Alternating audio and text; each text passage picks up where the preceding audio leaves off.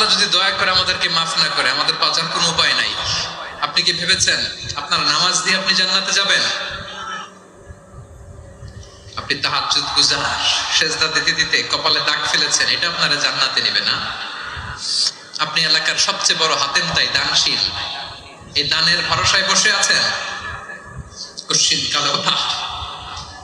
আমাদের নামাজ, আমাদের রোজা, আমাদের ইবাদত, এগুলোকে মিজানের পাল্লায় উঠালে কোনো ওজনই হবে না। তবে আমাদের একটা কৌশল জানা আছে, আমরা আল্লাহর রহমতের ভিখারি।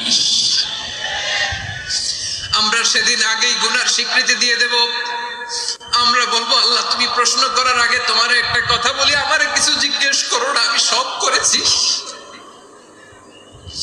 এমন কোন পাপ নাই যে পাপ আমারে দিয়ে হয় নাই। তোমার রহমত দিয়ে তুমি জান্নাতে পাঠাবা, তোমার দয়ায় জান্নাতে